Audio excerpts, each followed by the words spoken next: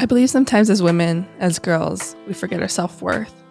Whether it's boundaries put up around us that prevents us to remember that we are strong, powerful women, or boundaries we put in ourselves that makes us think that we are not strong, that we aren't really worthy.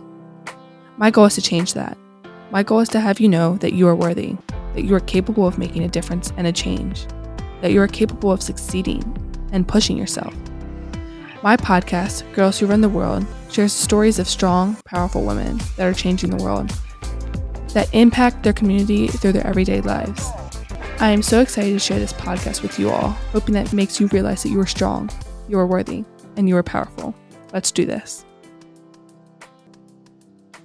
Hello, everybody, and welcome back to Girls Who Run the World podcast. Today's guest is someone that I admire very much with everything she is doing. I have the honor of talking to Tara Bosch, the owner of SmartSweets, who is literally changing the game of candy every single day. In 2020, she was named by Forbes in 30 Under 30. Tara is an inspiration to all women and is definitely making the world a lot sweeter. Tara, I cannot be more excited to talk to you today. Thank you so much for joining me. Yeah, I'm so happy that it worked out. I know. I was like, God, please. I was like praying. So anyone that doesn't know the story, I posted about it, but all my flights had some kind of problem. And I was like, there was a point where I was going to go up, and our last flight, they didn't have enough gas. And I was going to go up to the guy. And I was going to be like, we need to get here. So it's fine. Please find another plane or something to get me to Vancouver, because I was like, it has to happen. Tears. There was a lot of tears that day, but I'm glad we made it in time. You're here. It was meant to be. Yes. Can you just first tell us a little bit about yourself? Anything? Yeah, for sure. So, my name's Tara. I started my company SmartSweets when I was probably around your age, or if not, probably still a year or two older. I loved candy growing up and didn't love how all the sugar made me feel, so I stopped eating it. And it wasn't until many years later when I developed a healthy relationship with food, and I learned it's about finding smarter choices. It's not about restricting what you love. That I had a conversation with my grandmother, and she shared that she regretted having so much sugar over the years because of how it impacted her body. So I was like, wow, you can go through your whole life feeling bad about yourself because of what you're putting in your body. So that was the moment for me where I asked myself, why can't you feel good about candy? And then began recipe testing in my kitchen to innovate the first candy, sugar. It was a lot of it was a lot of just stepping into the unknown. Yeah. I had acted on one idea before then and it failed. And so I had the confidence in myself that I could act on an idea. But I mean, being in your kitchen in the heat of summer with a gummy bear mold and some ingredients, telling people that you're recipe testing for gummy bears with low sugar, it's you definitely have to have the vision in your head, because to the outside world, you just look like a crazy person. And so I don't even know how you make a gummy bear. How did you come up with that idea? Were you like searching up online, or like did you know from somebody? I was so interested by that. I mean, the blessing of Google, I mean, when you were a baby, Google probably already existed, but Google came around, I think, when I was like 6 or 7. And what's really cool about it is just like the access to information that we don't necessarily think twice about nowadays. And so I just used Google and used their food science journal portion of Google to find all these incredible candy makers that had been creating candy for like hundreds of years, and read how they did it, and then used modern ingredients to try and figure it out. Yeah. So what was that jump? So you left college in your third year, correct? Yeah. And then so what was that jump like to just go all in with SmartSweets and that idea? Yeah. I mean, for me, when I was at college, I wasn't incredibly passionate about anything. I was studying. I ended up just studying German. So a little bit different than your Spanish, but because my grandmother was German, so I was like, at the very least, I'll leave school knowing how to speak German. But wasn't passionate about anything, wasn't getting good grades at all. Just was kind of there trying to figure out what I wanted to do with my life. So when the idea for SmartSweets came along, it was the first time I felt like that fire in my belly. So I felt pulled to just go all in, and there was no worst case scenario. If it didn't work out, I could always go back to school, or I could always live on friends' couches for a while if I needed to. So, what were the beginning? Like, my main question is like, because SmartSweets was such a new idea, like making candy, but like kicking sugar out of it. There were, I'm sure, like convincing people that like it's good and it's so much, it's better for you, but also tastes just like normal candy. What were the beginning days like trying to get the idea out there, but also like form this company? Yeah, I think when you're creating something that doesn't exist in the world before that, you're really having to share the vision of what things could be with these people, retailers and manufacturers that have only known one way of doing things since candy really launched, which was like the 1930s, when all of the candies we know today, like Starburst and Skittles and all those sorts of things came out, and they haven't been innovated on since. So it was a lot of really going into it, looking at no wasn't no, it was just a not right now, and just showing up day after day after day, banging down the door, and really focusing on the what's in it for them, which was that SmartSweets for a retailer was a much more premium product, so they're making more money per bag for them, and so that at the end of the day, focusing on what they could gain was what allowed them to finally slowly say, and when I'll take a chance. And when people started to believe in not only you, but the product you were creating, what was that like? It's a funny thing because, I always used to look at these people that I'd admired that had built something that was similar to what I aspired to build. And I always thought, they must have something figured out, or, at a certain point in my journey, I won't feel like such an imposter. I won't feel so insecure and filled with self-doubt of like, am I capable? Like all those things. So there really wasn't one point where like the tide turned and retailers and consumers were like, all of a sudden, yes, we all get this. It was very much of like a rolling a ball up the hill where like slowly, people were starting to say yes more and more and more and more. Yeah. But it still felt like it could come and crush us at any point in time. So going back to the why and like really the mission that we were on, and believing that kicking sugar, and if we could do this in the candy aisle, it makes a much larger statement about added sugar in our packaged foods. The why was what allowed me to keep going through that, because I felt like the impact could be so powerful. And what was the first candy that you created? Was it the fish? It was. So the fish was the second. The first were the gummy bears. Okay. Yeah. Oh, right. Yeah. You did a gummy bear one. Okay. Yeah. I was like curious because there's so many great ones. And I was like, I really was trying to find where like, what was the first original one? And like, when did you create the other ones?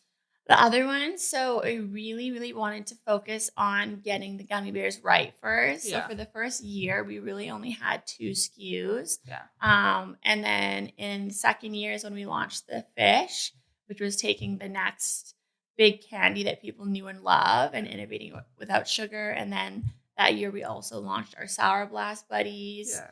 And then our peach rings were after that. That's so great. Yeah. And then back to when you were talking about when people, because a common theme that comes up when I talk to a lot of entrepreneurs and even like people that are just students like me or have a mission or own a company, where they struggle with imposter syndrome. So like knowing or like having the fear of like, is this like my journey? Is this for me? Like, am I not the person for this? And I think everybody kind of struggles with that in their own way at a certain level. So with yours, like being a CEO, maybe being a mom, or like, I'm not CEO, like founder of the company and was CEO. But what was that like kind of, do you think that you did come up against imposter syndrome, and like, what was that like? Yeah. Imposter syndrome is a sneaky thing. I mean, I think it is. When I started SmartSweets, when I was in my kitchen every single day, just to like not get paralyzed by the fear and all those feelings that come with imposter syndrome, I would be listening to podcasts, YouTube videos, cheesy quotes that are like, if you believe you can, you can. And every single day, because it was so terrifying. And And if I didn't do that every single day, then I wouldn't believe I was capable and be able to continue to take the steps forward. But the thing with imposter syndrome is when I started, I thought at a certain point you don't feel those feelings anymore. And what I found was, whether I was delivering retailer deliveries out of my Honda Fit hatchback, or I had a team of 80 plus people and we were doing over 100 million in revenue. Before getting on a team call, I still had the same imposter syndrome I did before stepping into the retailer doors or hopping on the team call, where I'd think, well, like, what do I have to share with these amazing people? They're all so talented. Like, what am I going to possibly say that's inspiring to them? And so I think the important thing is just knowing that everyone feels imposter syndrome and those feelings of self-doubt and insecurity and questioning yourself. But it's the people who continue to take steps forward each and every day, despite the fear, that get to where they're meant to go. And so I do think that imposter syndrome, like as I talk about it more and kind of understand it more and hear, whether it's on like TikTok or like Instagram Reels or on podcasts or read about it, I think like for me, like individually, it's a lot of like, am I supposed to be doing this? It's like more of questioning and a lot of fear, but more of like questioning, like, is this for me? Whether that's doing the podcast, running, like even like in my sorority, if someone, like I'm one of the sisterhood coordinators. So like I throw like kind of come up with like the events that we do just as like the girls. Fun. And there's a girl above me that's older, but I kind of work like below her with a team, just like come up with fun things. And I'm like, is this for me? Like, am I the person for this? Like, or is there someone better that could, be doing what I'm doing? And I think it fights you, and you fight imposter syndrome in all parts of life, whether that's just like relationships or anything like that. But a quote that I was talking to my dad before I came on this, as he has a podcast and a great company.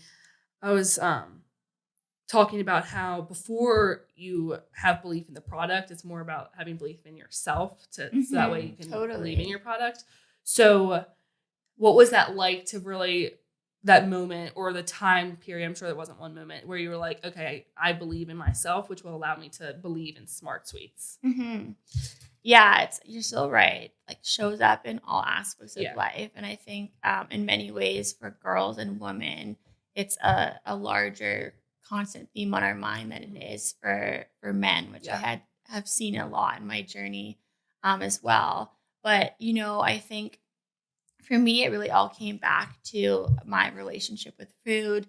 Growing up, it impacted my self-esteem and my confidence. And it wasn't until I had that in a healthy place that I really began to believe like, oh, maybe I am capable, watching things like our generation had Shark Tank and all those sorts of things. We're like beginning to see, oh, other people are acting on ideas. Like maybe I could do this, but it wasn't something that I felt this like overwhelming confidence in myself that I was like, okay, now I feel ready to do this.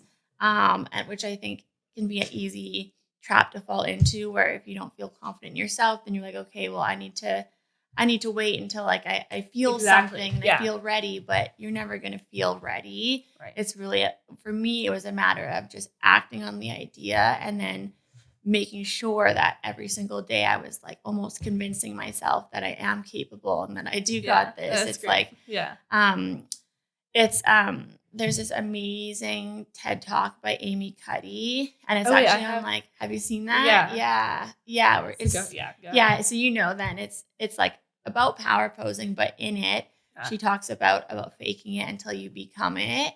And that really is, I found so powerful, because it kind of feels like you're a kid riding a bike, where you're like on the bike, you're wobbly every single day, but slowly you're like saying to yourself, I'm doing it. And then by you seeing yourself doing it slowly, even though you may still feel insecure and all these things, you know that you are capable, and it helps you to keep moving forward. And it's so funny that you bring up Amy Cuddy's TED Talk, because I didn't know who she was, I knew a little bit about, but so my dad had always coached me in basketball. So like ever since I was younger, he coached my sister and I and all of our friends. It was like the greatest thing ever, because since our dad was coach, we had like all my friends were great basketball players, and so we would all play together. But it was like a playing with your best friends every single day. And your teammates became my best friends. So it worked out perfectly. But as a kid, so when we would go up to, there was multiple parts of the game that we would do this, but we would, so in the beginning of the game, we would circle up and do like the huddle. And we were maybe like in 6th grade, 7th grade. So I was young, always the youngest in my grades. Like right now I'm 19. I just turned 19 and I'm a sophomore in college. So it's like, I was probably, I don't know what age you're in at 6th grade, but we were huddling up for every single game. And before we went out, we had to do the Supergirl pose, like everybody. Oh, no way. And in front of everybody. And I don't think I realized at the time how much that impacted me, but like not only would we have to do it in the huddle, and we wanted to do it as my dad started to get us out of our comfort zone, like not worrying about like the other team seeing us do like this crazy pose. And we were at that age still where we're starting to care what people think, but like not really. So we were all just out there like with Supergirls, like legs were wide and we were just like this. But we would go shoot, like a foul shot in basketball. He would make us stand on the line and do it while the team is waiting, like the ref is waiting for you to get your ball. And we'd be like, I'm going to make this. And it really did. I mean, obviously it's different, but a lot of the time, like having that belief before we took the shot or having that belief before we made the game changed the mindset of possibility almost. Totally. And even though there was still doubt in not just basketball, but in life where you're like, okay, like with the podcast, I'm like, there's every single day where I'm like reaching out to guests and I'm like, oh my goodness, will they respond? Like, what are some new avenues that I can, like for you? I was like, your name had come up so many times. It's so crazy. And I'm so thankful that it worked out, but it had come up with so many times with like friends texting me. And I had obviously followed you for a while and listened to other podcasts because I usually like bounce ideas off of other people that are like have bigger and better podcasts. So like I can see what they're doing and how it's becoming successful. And then, but still doubting, like, oh my goodness, are they going to answer? Well, thank gosh you answered on the comment I texted you when I commented and then you responded. I mean, you would not believe like my response. Everyone near me knew that you had responded. I was like, oh my gosh. But going back to the idea that there's like doubt before, I mean, there's doubt, but just knowing, okay, I can do this and reminding yourself of that. And even like you said, even if you're like, trying to fake tell yourself, like lie to yourself. Totally. You got it. Like just keep saying that. I do believe like that it eventually works out. Like I do believe in manifestation and that like going into each day and being like, okay, I'm here. God's put me into another day on this earth. Like what can I do? And that I'm meant to be here for a reason. So I do agree with you in that way. Totally. That, like, you have to form that belief before, but also it's like a journey to form that belief. Like your metaphor is like spot on. You literally power posed and then took the shot and felt like you took a better shot. Thank because yeah. But it's great. I was like, it's such a coincidence that you brought that up because I didn't know what that was. I'm like, Dad, this is so embarrassing. But at the time, I was like, my goodness, I'm just gonna go along with it. But now that I'm older, I'm like looking back at my life so far, and I'm like, all these little moments have lined up to like who I am in this podcast. And I think if we didn't even do that, like pose or like it wasn't even just in basketball, it'd be like. Before we gave a speech, a project in school, like we'd go out into the hallway, my sister and I, and we'd do it together. And it was more of just like this thing that we did. So I love Amy Cuddy and I love that like TED Talk too, because that's where it kind of formed the idea of power posing. Yeah, that's so powerful that your dad knew back then, of course, what he was introducing. Yeah. So SmartSweets is sold all over the world. I like now, ever since I knew of you, and then now that I like am having you on my podcast and getting that like opportunity to talk to you, whenever I see it, it just like means so much to me. Like in Target, I'm like, oh my goodness, guys, I'm having her on my podcast. But did you ever think at a point or ever really have this idea that it would grow this fast and this large? Yeah, from day one I did. I think that's great. I think what's so powerful is going back to, what you just talked about you have to like almost trick yourself into believing you can. I think for you to create anything in the world, you have to be able to believe in your mind that you can. And also you have to be so clear in your mind of what it is you want to create. Yeah. So from day one, for me, I would sit there and I would like visualize 10 years from now. And I'd be like, okay, 10 years from now in the world, SmartSweets is the global leader. Like we've already done it. So I would talk about it to myself in my basement suite as if it had already happened. Yeah. And then in my mind, after doing that like every single day, multiple times a day, it became such a normalized thing in my mind where I was like, of course this is going to happen. Now it's just a matter of reverse executing on it. Mm-hmm.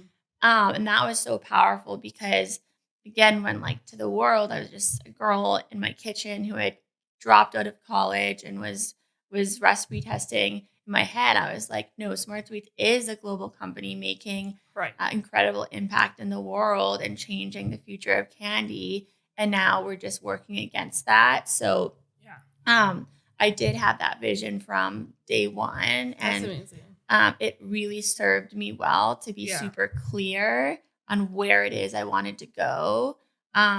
And because that kind of serves in your subconscious as like a unconscious thing you do to take the steps forward each day in order to actually get there. Right. And I think that is great that you did that. And it kind of makes sense because of what your values are, what you've said already. But I think there's like this idea that like even with like personality and friends that you know have to believe, like tell yourself, like we've said this a bunch already, but you have to like say and feel confident because with people, like obviously like personally I attract like very confident people and I love to be around like fun people or that come off confident and just like love who they are and like to like be who they are. And so I think you almost, and it sounds like with your story where you were telling yourself that, then it allowed people to like believe in you even more with like, if you were like, oh no, this is just a small idea, guys. And like,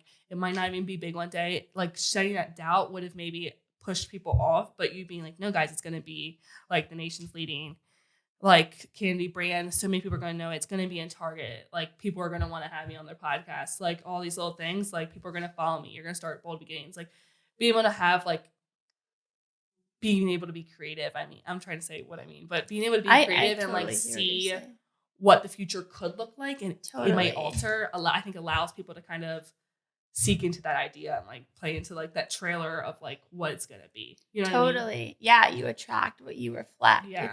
And there's something so infectious and powerful too about when you do have such conviction in something, people can see that and sense the authenticity of that and then be like exactly what you said. Oh, I want to be part of that, whether it's an employee or it's a manufacturer where then all of a sudden they have FOMO that they're like, wow, this person really believes this is like, are we going to miss out on if we don't take this chance? And same with retailers. It's so powerful. Yeah. And so if you could tell your younger self one thing, 19, 20, however old you were, 21, in your kitchen, if you could tell her one thing now that you've been through this journey of creating a company and becoming Forbes, starting under 30 and doing all what you're doing, what do you think it would be? You know, I think that I would tell her so many things, but the first thing that came to mind is saying, you know, who you are is exactly who you need to be to bring this to life. I think all the unique things that make up who everyone is. For me, it was like I was always a little awkward and like quirky.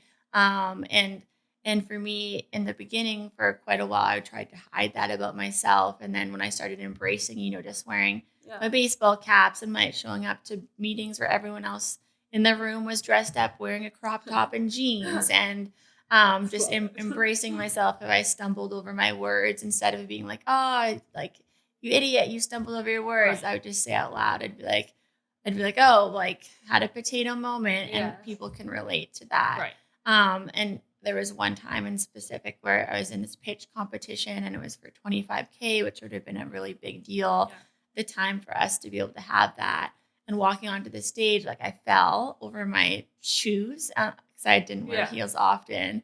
So I fell on my face on the stage. Horrible at that. And there's like 800 people in the audience. And the audience was voting on who they get to choose.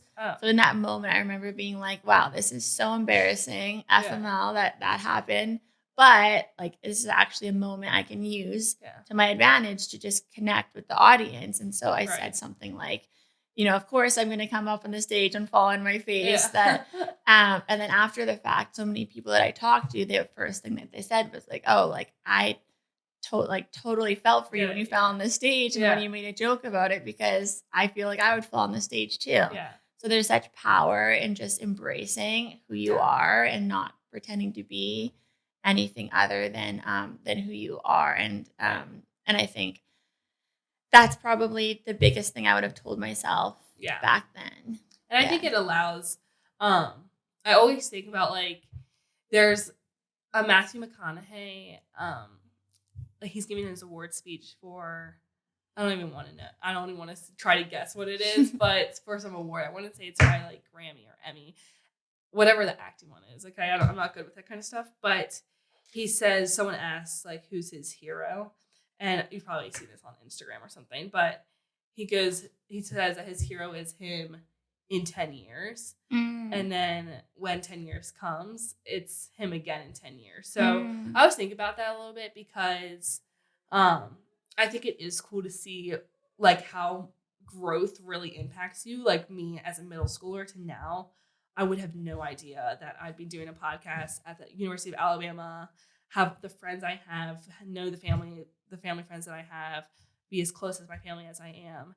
And I think you do have to go back and kind of remind yourself. And I do think if I like had one thing to say, it'd be like, you're doing what you're doing, what you're meant to be doing, and kind of just always keep shining. Because I think there are moments in life, especially as like a teenager, that you're like, oh my goodness, am I like so different than everybody else? That like totally people are like, what is she doing with this podcast? Or like introducing it to new people and kind of going back to the idea of like, it's like something that I love and like this is my life and this is who I am, and like being able to find those people that appreciate you for you and like believe in what you believe that you can do.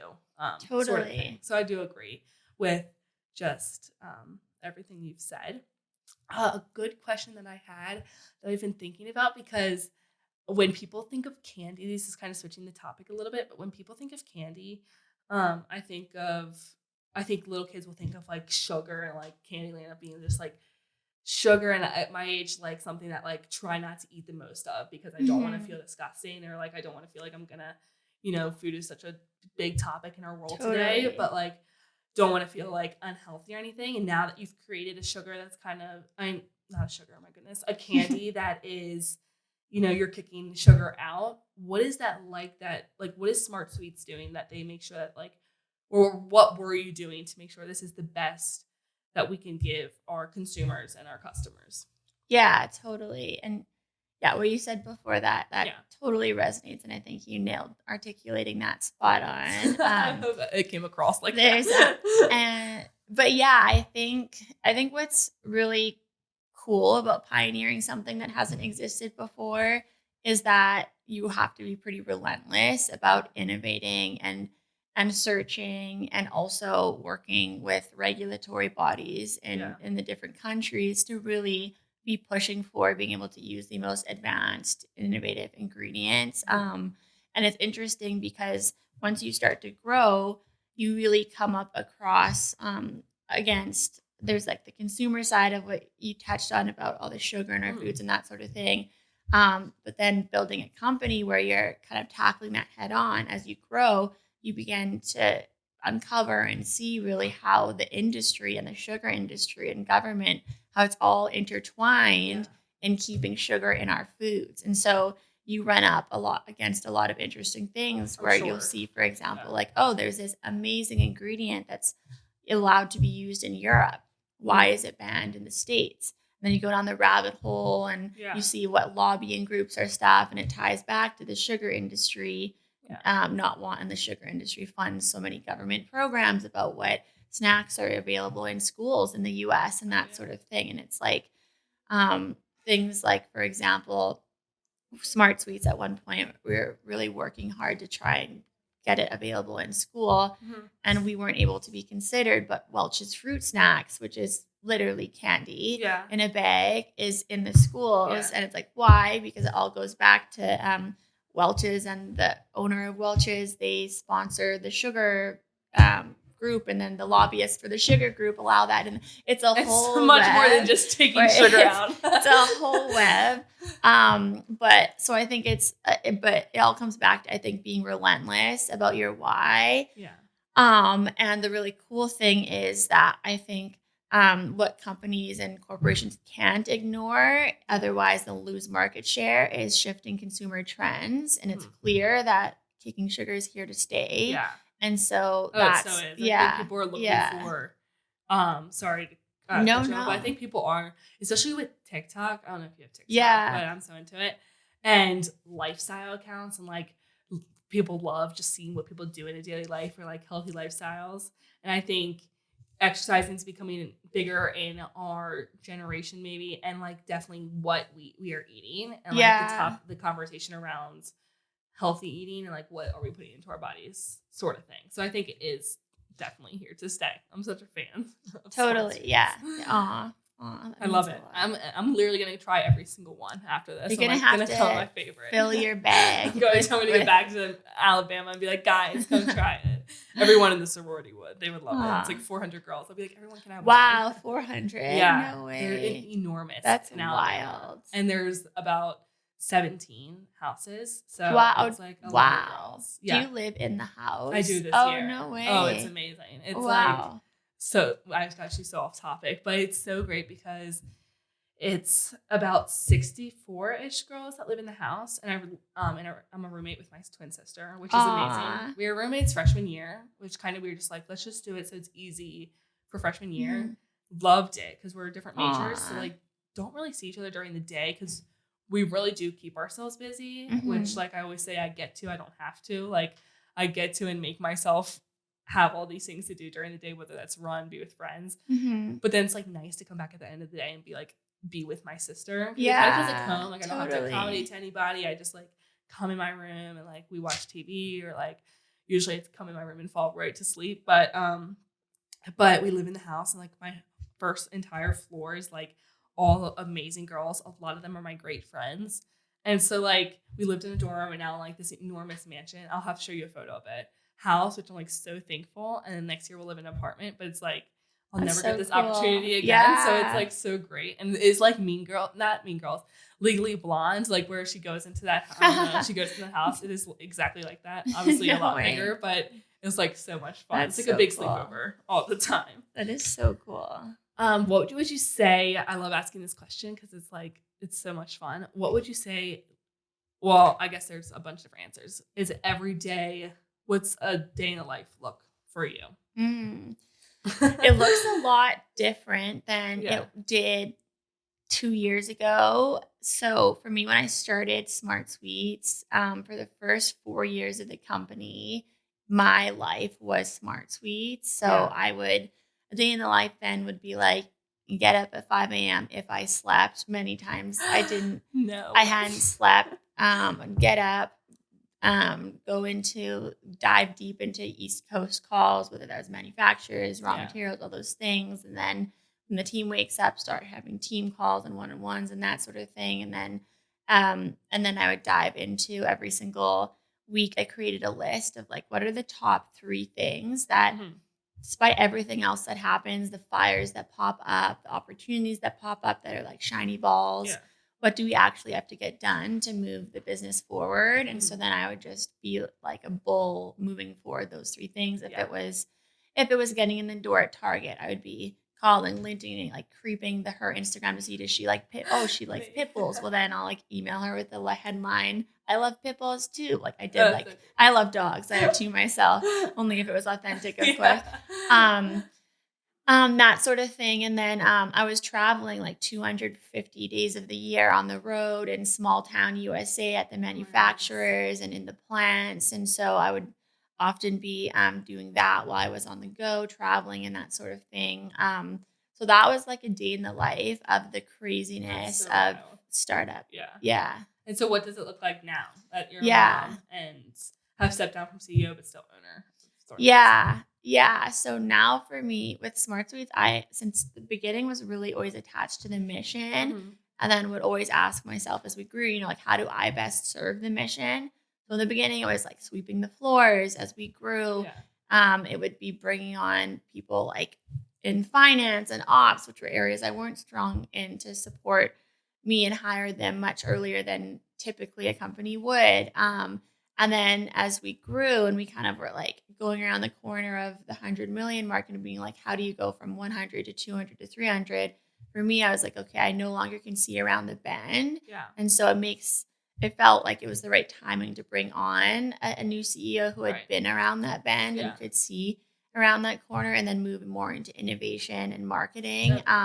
So that's what I ended up doing. And then I had a baby, and so dove into mom life. And then so that looked a lot like shifting into mom life and going deep into that. And then now what a day-to-day looks like for me is really bits in here of toddler life and that sort of thing, and being really present with my toddler, and then also supporting other women entrepreneurs now is something that I've become hugely passionate about, and talking about things like you and I have, like imposter syndrome and that sort of thing, which led to me creating this initiative called Bold Beginnings. I love it. Also supporting on SmartSweets things, and then investing in and being an advisor for other amazing women in their companies. That's so great.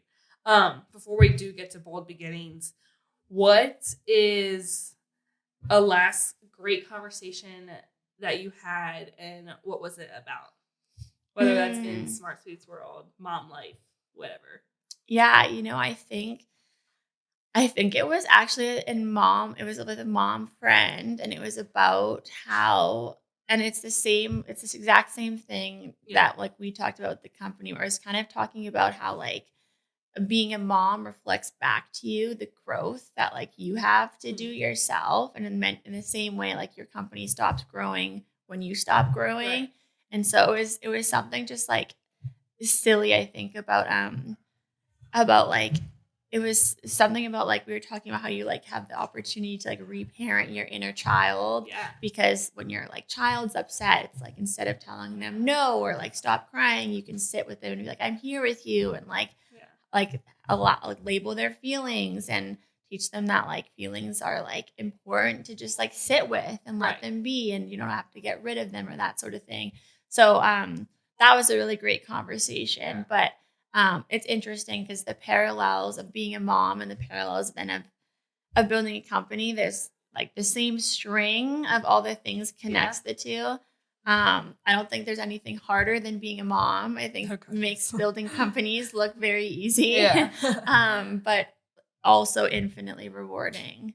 And so how do you balance the two, the life of being a mom and owning smart sweet life, Bold Beginnings, which I'm going to ask about, and then how do you balance all of your lives?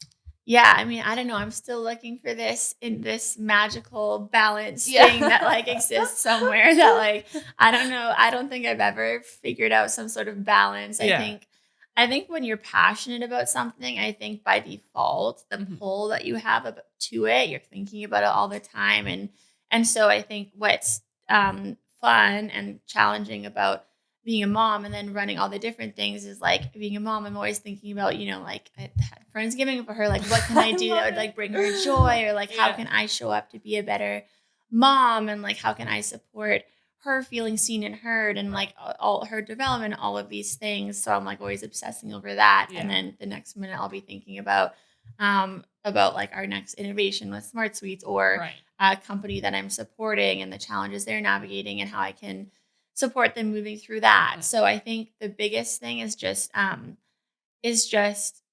allowing, I think, yourself to be like multifaceted and yeah. So I really don't have an answer for the balance thing. I think it's a thing where it's like when you're passionate about something, it's okay to feel off kiltered. It's okay for it to like feel off balance. I think when life feels chaotic and that sort of thing, if it's filled with passion behind that for things that light you up and that are creating positive impact in the world, I think that's okay.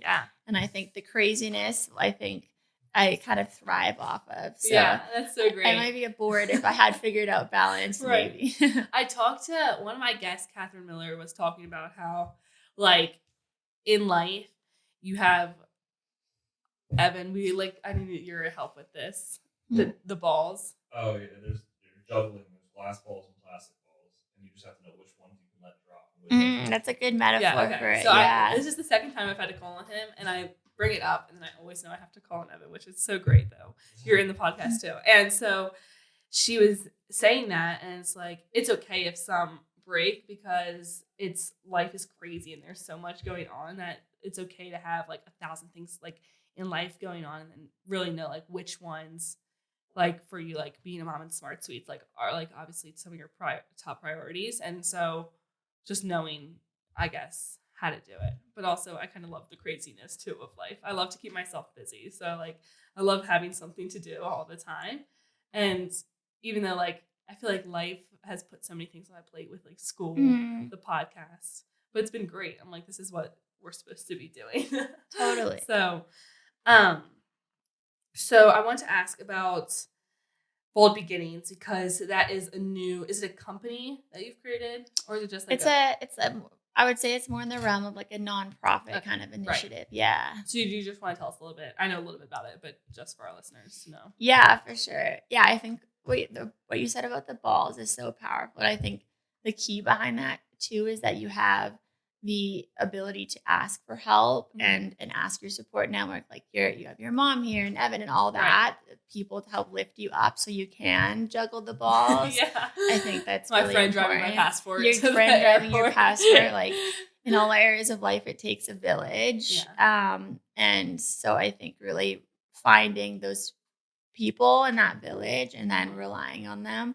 But yeah, so Bold Beginnings, I started that after, kind of being on the other side of it, company building, where it was still building SmartSweets, but now talking to so many other amazing women and girls starting their own companies and ideas and having this theme come up over and over again. Right. When I would talk to women and girls about them thinking a lot smaller than like they could. So like them being like, yeah, I've started this company, like, we'll see how it goes. Like, instead of starting from the top of being like, no, like, this is how it's going to go. Yeah. And this is just the beginning of it. Right. And then also that theme of them questioning themselves and wondering, am I capable and all of these things, and not really being talked about a whole lot. And so started Bold Beginnings to really empower women to know that they're limitless and what they can create, and to give them the tidbits of knowledge. I like to call knowledge golden nuggets that you find in everyone you talk to, the tidbits of golden nuggets that are tailored for them and their company, and the peer group where they feel like they've known these people for 10 years and they're best friends and they can rely on each other. Sometimes it's so powerful when I would be crying in my journey just to be able to pick up the phone to another friend in startup life and her being like, yeah, I just cried yesterday. Then I'd be like, okay, cool. I'm not the only one crying. Yeah. And then, and really normalize those conversations around the emotional side of entrepreneurship. Yeah. So that's why. And what's great about it is it's not only a grant that you're giving to these women or these girls starting their company, but it's also like kind of, like you said, helping them out to change the mindset around and perspective around what they're gonna be doing, rather than like all like looking at the journey so like long, rather than seeing, okay, this is what it's gonna look like in 10 years, and like maybe that switches on them, like in the idea of creating their companies. And I saw some of them when I think you guys are supposed to like about like maybe 10 or something, but I do like the idea that it's not just a grant to these girls, but it's also like kind of a mentorship and a relationship to be able to have, and like to help them. Yeah, it's totally that. Like 25K is amazing, of course, and so helpful. But underneath that, it's definitely not what's the most powerful. Even just like we're having the first cohort come here in 2 weeks, and like they'll all be living in a house together, and in those couple of days, it's just the closeness that from living in a sorority house. The closeness that you create with those people is so powerful, and it can really take you through those low moments that you inevitably go through. Right. Yeah. And how did you pick the companies? Because I'm sure you had a big turnout. It was brought up to me by somebody before I'd asked you. And I was kind of stuck because I didn't have a company. I mean, obviously have a podcast, but I was like, gosh, what do I create? But I was like, I'm not going to rush anything.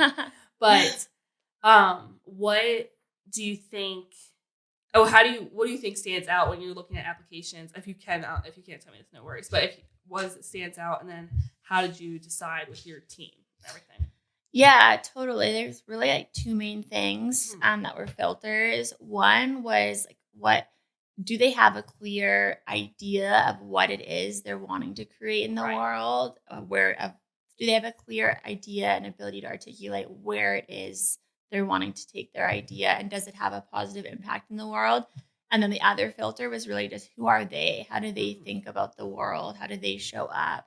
And despite the nervousness and all those things that come with it, do they believe that they're going to make this happen? And so most of it was really about, who are they as people? And then couple that with, do they have a clear vision that they've begun taking action towards executing on? Because I think also it's easy for a lot of people to get stuck in the trap of like, I have this idea, but I need X, Y, and Z in order to make it happen.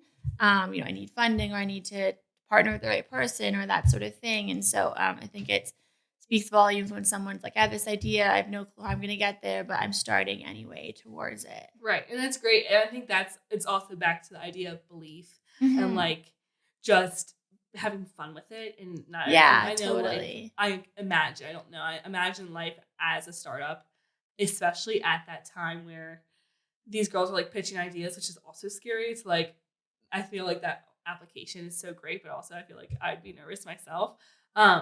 But just knowing that like having fun and being creative and like trying to present themselves through their companies and like their brands, like, and knowing your brands, your personal brands.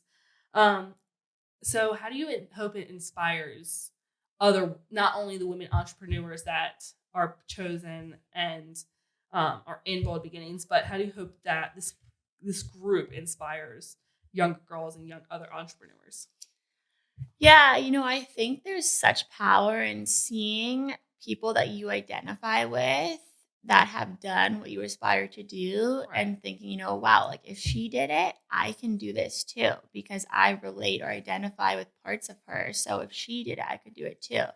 And when I was starting, and that's like why I think it's so incredible that you're doing what you're doing with your podcast and that sort of thing, and giving girls and young women that connectivity to like, oh wow, like she's doing this, I can do that too. Because when I started SmartSweets, a lot of the books and podcasts that I was reading and role models that I really looked up to, most of them were men. While what they had created was incredible and I really respected them, I couldn't really look at them and be like, that's me, so I could do it too. And so what I really hope that Bold Beginnings fosters is the larger shift towards there being more women out there in the world that other girls and young women, the next generation, can look at and identify with, and that it helps to inspire them to know that they're capable. And I think that's like back to the podcast and like still forming my why, but knowing what the basis of it is. And it really is allowing not only me to connect with people that I'm inspired by and aspire to be not like, but learn from them, is also to give these girls, like my friends, older women, like all ages of women. Really, it's targeted towards young girls, but I've gotten a lot of responses from like 20-year-olds, which has been great at my age. So, well, I'm 19, but still around that age. And give them this community where it's like there's so many different outlets. Not like I don't only have women entrepreneurs or CEOs, but like coaches, photographers, like Olympic swimmers was my last one. And so it's like nice for people to have just an outlet, and like even with Bold Beginnings, where these girls will have this connection with other people that know what they're going through in some sort of way, which I think is a powerful thing to give people this community of being able to see yourself as a runner.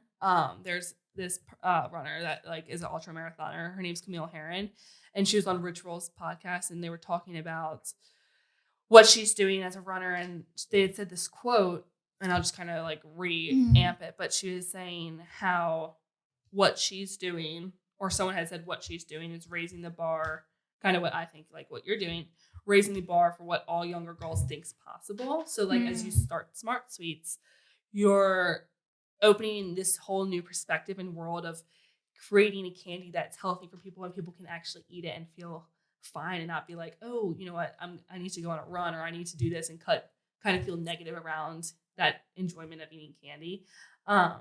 Gives people the idea of like, oh wait, she started this company from an idea that only maybe she had, but she really executed it well. And I don't know if I'm saying this correctly, but girls, I'm like all over the place. Girls just being able to have that avenue to be like, oh, this is possible. I can do this. Like, because she's doing it, I can maybe do this, whether it's not start a candy company. It's just being a great mom, or handling both, or being able just to accept that life's crazy. So I really admire what you do with Bold Beginnings, because it's so, I just love, like, so are all the girls coming that have already been picked? Is that what it is? Yeah. Like, that's going to be so much fun. Like, they're just going to be able to talk about, and some of the companies are really great. I'm like so connected, trying to be so connected with it, because it really is, I think, going to be such a great community of people. They're going to be all the Forbes 30 under 30 in a couple of years. They're going to all be a part of it. That's so sweet. I wanted to ask about that for my final questions. What was that like, getting Forbes 30 under 30? You know, I feel like moments like that are always like fun. They're always fun moments, and it's great, like validation on your journey that you're creating something in the world, like the awards and those sorts of things are really great external validation. So it's a lot of fun, and and you're always super grateful that you had the opportunity to be part of that.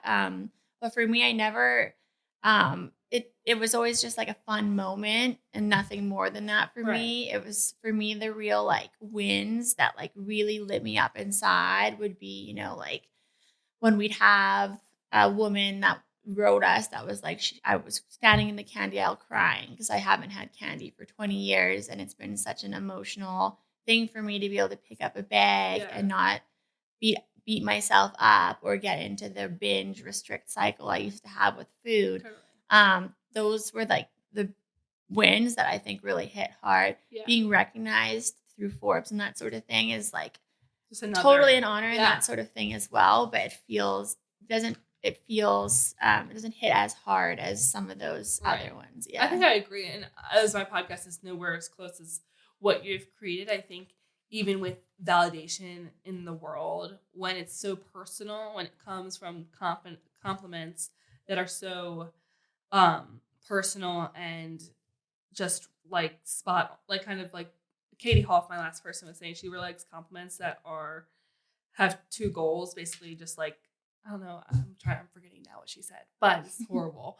But basically that are just like personal to you and not just like, oh, you're nice, but like you're nice because this is what you did. And I think it is nice when it comes from someone that's like, oh, this episode of the podcast really helped me, or like, I'm just gonna share, Evan's wife had texted me that she was running, and we all have those moments, like whether we're exercising or doing something, we're like, oh, we don't want to go on the run, but whether it's one of my stories that had helped her, or one of my posts that helped her be like, okay, I'm going to go up and run. And just those little things that like she was inspired by that, and these other girls are inspired by certain things. It's just like, that's kind of the little wins. And I can kind of see how that yours in the bigger aspect helps with other people. Totally. So, it's the things that feed into your why. Right. Yeah. And so my last two questions, and they're always kind of little fun, but hard questions. So I hope you can answer. But what is one piece of advice you'd give a young woman that is struggling to find her self-confidence and know her self-worth? Yeah. You know, I think the first thing I'd say is, you know, like, you're not alone. Like, no one has everything figured out. No one has anything figured out. And so if someone is pretending they do, then I can assure you that they also are feeling the same things that you're feeling. And I think also there's such authenticity that comes with that. And so I think I would say that those things that you're feeling is also the superpower for you in your journey and with where you're going. And then I'd say also with that feeling of, you know, like feeling a little lost or feeling like you don't know what you're doing, I think what's just as powerful as finding something that you're passionate about is finding 100 things you're not. And so I think for girls and young women that are doing things that they're like, oh, like, I don't feel passionate about this, or like, what am I doing with my life? That sort of thing. Ruling things out that you're not passionate about will ultimately lead you to where you're meant to go. for me, it was going to college, and like I probably would have failed out had I not dropped out, not being passionate about anything, really not knowing what I'm doing with my life. And in hindsight, I'm like, oh, I needed to go through that journey to be able to get where I was going. So just know that 10 years from now, all of the uncertainty and the insecurities and that sort of thing, you will look back on and be like, wow, I needed to feel those things and navigate those things to get to exactly where I was meant to go. I think there's a lot of peace, whether it's God or the universe, and just knowing there's something larger than yourself out there that's supporting you on your journey. For me, that's where I found the biggest peace always was like, no matter how hard each day was, no matter how insecure and low I felt, I knew that something larger than myself knows exactly where I'm meant to go and serve best in the world. So know that the universe has your back. It's so great. That's such great advice. And I do think, and I always say I do think, but I know like it is amazing to be able to think about 10 years from now, which I think it's changed in society because having this podcast and like having the opportunity to come and talk to you and women like you that have done such big things in the world and have such an impact and such a following that you don't even probably know about, which I mean, I'm sure you do, but there's so many people that like know SmartSweets. It's probably wild. But being able to have joy and like not as much fear and just enjoyment with like, oh, have fun with what you're going to be doing in 10 years and like that journey in between. Like I'm excited. I don't want time to fly by, but I'm so excited for what like older Madison's going to be doing. And I'm also I love my younger self. And so I think women like you give that opportunity or open that opportunity to young girls like us being able to be like, okay, they have had this normal life. They didn't know what they were going to be doing in college. Like it's okay to have the uncertainty, but here they are making their passion their work and like kind of that whole thing. So I think I want to say thank you first off, because it gives like so many girls just the opportunity to be able to dream and also know that like dreams aren't so far as we think they are. And totally. Yeah, no, you articulate yourself really well. I think how you said that was like totally spot on. I think that's the thing, I think, is that like the minute you decide that you are going to do something or you want to create something, it's no longer a dream. It's actually happening. Like it will happen. It's now just you taking the steps every single day. Right. And if I always liked this quote by Oprah where it was kind of talking about from like her Super Soul Sunday on YouTube about how she would always give something like the absolute most that she had in her, and then she would let go and know that there's something larger than herself at work. And so I think even if you have clarity on where you want to go, and then it ends up looking different or shimmying to a different path, knowing that that's exactly where you were meant to go is just a redirection from the universe. But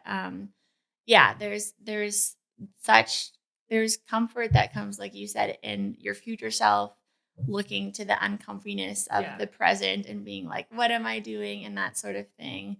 And if you're even sitting there like aware of feeling insecure or that sort of thing, I think that also speaks to just like the gift of like self-awareness and again authenticity you have that other people will connect to, because everyone has those insecurities, whether you're like 10, 20, 30, 40, 50, or 60, it doesn't go away. Which is this great thing about having a podcast and being able to have podcasts in general, not just mine, is you get to hear from people that you might not have met in like life itself. Totally. And like understand like, oh, not only do big CEOs or big corporations or just a normal person like you, like we're all just human, and so we all kind of struggle with similar things despite not knowing or thinking that they do.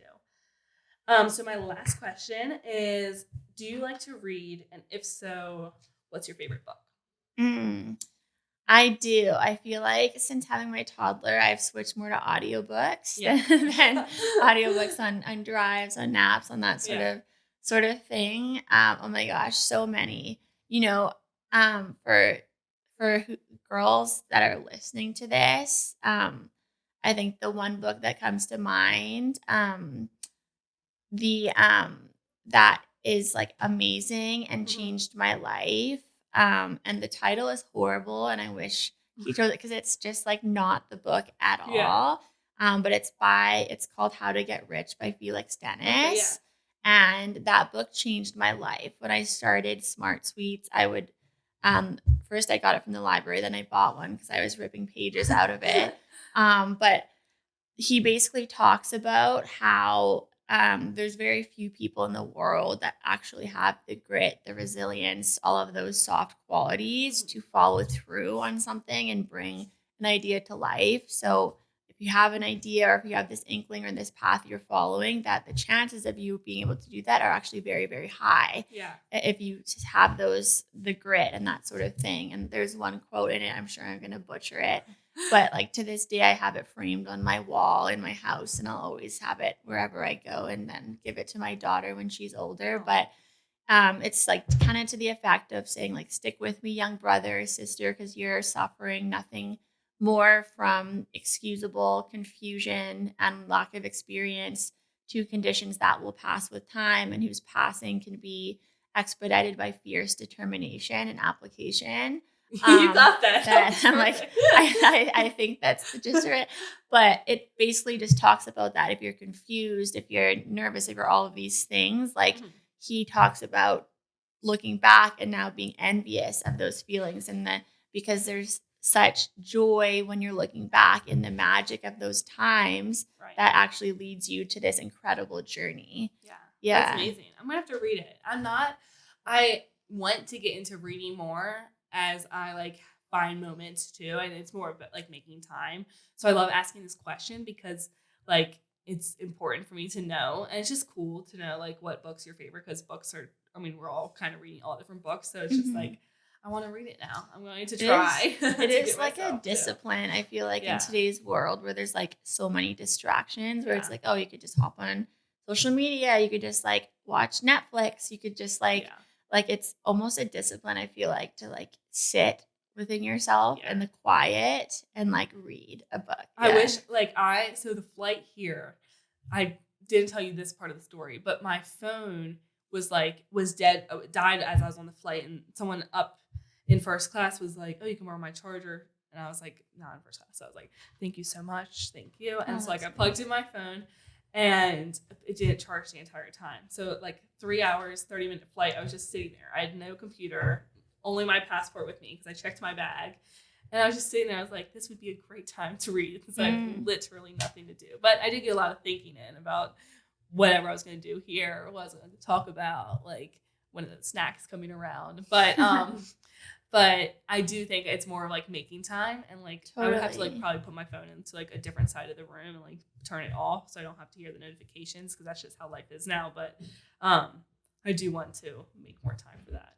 Yeah, it's totally like you said. I think it's just like the tricky thing of like the carving out the time for it. Totally. Yeah. Well, I've had so much fun talking to you. This was great. Thank you so much for coming on.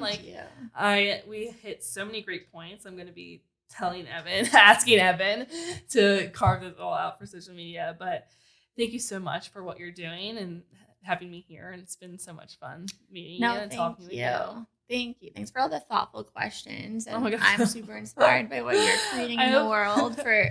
It's like, I wish when I was your age and like growing up I had exactly what you're creating to listen to. You. So it's huge kudos to you and what you're creating. No, you're so good at articulating yourself. Oh, thank you so much. Yeah. That means a lot. I'm the same way. I'll go on a tangent, then I'll forget the question, and I'm like, oh, but then you just run. I'm like, wait, what were we talking about? Well, thank you everyone for tuning in. Check out, where can they follow you on Instagram? What's your Instagram? Just Tara Bosch. Okay. Yeah. Everyone follow her. Go find some SmartSweets. I'm definitely going to be eating some right after this interview. So thank you for listening, and we love you. Bye.